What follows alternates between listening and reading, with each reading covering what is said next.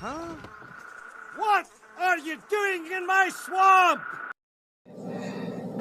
Hello everybody, this is Overboy and I'm going to be doing my review for the 2013 movie Texas Chainsaw 3D. So, this movie is a direct sequel to the 1974 movie, ignoring all of the previous movies. They did this before Halloween did it in 2018. So this movie picks up not too long after Sally gets away and everything, and a bunch of police officers and rednecks show up at this house, at the Sawyer house, and apparently there's a whole bunch of other Sawyer family members that weren't even mentioned or referred to in the first movie that just happened to be there at the same time, and these rednecks decide to take the law into their own hands and just burn the house down. They don't even go inside the house to investigate to find the bodies of the people that are missing or anything. They just decide to burn it down, and then right after the house is burnt down and stuff, they're going through the ashes and stuff trying to make sure everybody was killed, and this couple finds a lady and her baby. The man kills the lady and they take the baby, and then it cuts to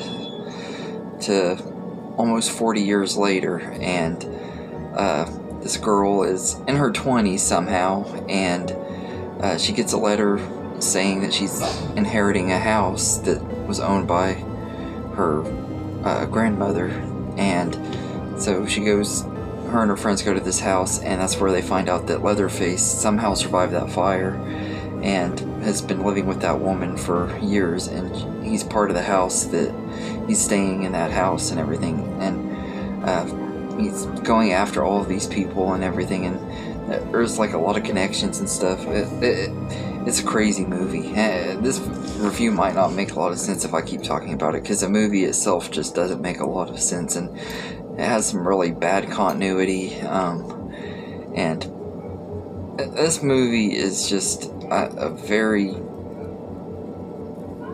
terrible movie, to be honest with you. It's really bad, but at the same time, I have a lot of fun with this movie. It's one of those that I definitely would say is a guilty pleasure movie.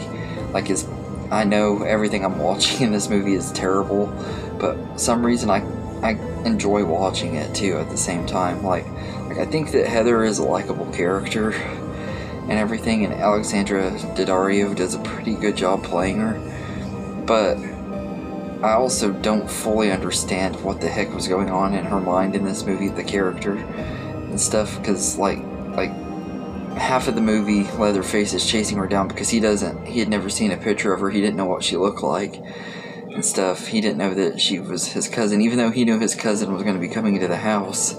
He still chases her and stuff, and he kills all of her friends and stuff. And then at the end of the movie, when Leatherface is about to get killed by the police and stuff, actually it's a couple of these rednecks, not really the police, that are trying to take his, trying to end everything that started all those years ago, and she helps him and stuff, and helps him escape from them and lets him kill him and stuff, and it's very weird. Her motivations just don't make a lot of sense and everything. I get she's part of that family and stuff, but there was no indication that she had anything messed up in her mind or anything before she kind of just snaps all of a sudden at the end of it. It doesn't make any sense, to be honest.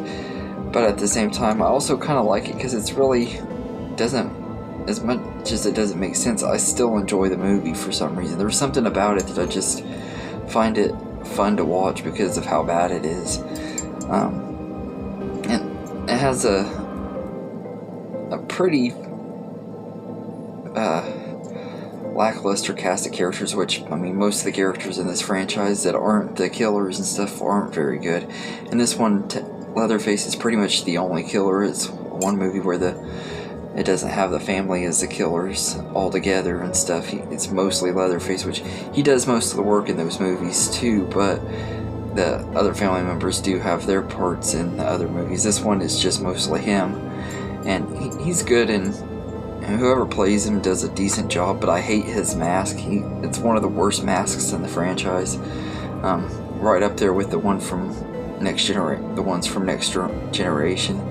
I didn't really like the one from Part 3 either, so, but yeah, it's definitely one of the worst masks in the franchise. I absolutely hate the way it looks. And the kills in here are not very good. Most of them are caked down in bad CGI, which CGI and horror movies don't go together anyway, and it's really bad in this movie, especially in a franchise that's known for its awesome practical effects. The CGI is awful, and most of the side characters are pretty bad. I don't remember any of their names. They're all really forgettable. All of Heather's friends are just not very likable. The only reason I really remember Heather's name is just because I have a friend named Heather, and some reason it's easy to remember her name.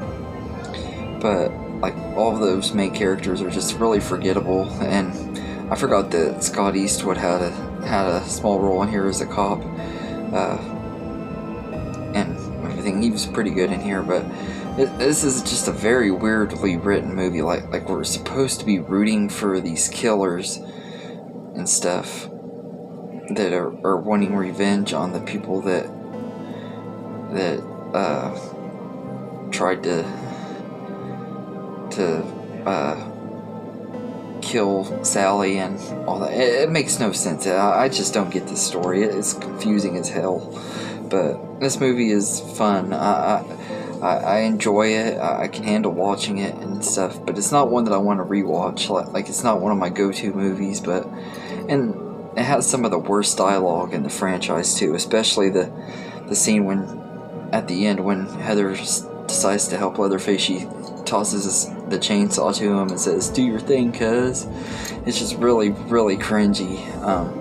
There's also a part where Leatherface is attacking him, and the girl's like, "Welcome to Texas, mother effer," and it's like, girl, you don't even live in Texas. What are you talking about? Like, it's really just cringy, stupid dialogue like that. But part of that also makes it a guilty pleasure in a way too. It's like so bad it's fun to laugh at. But it's definitely not one of the best movies in the series, but at least I can handle watching it. Like, I know a lot of people absolutely hate this movie, and it's justified. It's a pretty terrible movie, but I think I enjoy it for how bad it is. It's kind of like with Jaws: The Revenge. That movie is god-awful, but I do love watching it and making fun of it, if that makes sense. It's like a so bad it's good thing. But yeah, so I'm gonna give this one a 6 out of 10. I was gonna give it a 5, but I'm gonna give it a 6 just because I find it a tiny bit more enjoyable than I should, because this movie is not very good at all. Like I said, it's a pretty terrible movie, but it has some fun moments. The first 2 acts are really kind of hard to get through, but once it hits that 3rd act and it goes all crazy and stuff, that's when it picks up and gets pretty good. It had some good things in here. There were some good concepts they had about Leatherface, making him a sympathetic villain. I actually kind of like the way they did it on him. Like, his part of the story, it makes sense on, but at the same time, the rest of it, the stuff just doesn't make a lot of sense. I mean, if they're gonna have Alexandria Daddario in this movie playing a character that's supposed to be almost 40 years old, why not just set the movie in the 90s and make it 20 years later or something? It's like, would have been an easy fix, but it's set in modern times and she's supposed to be almost 40 and everything. It just doesn't make sense. But anyway, let me know in the comments what you think of Texas Chainsaw 3D, and I hope you enjoyed this video, and have a good day, everybody.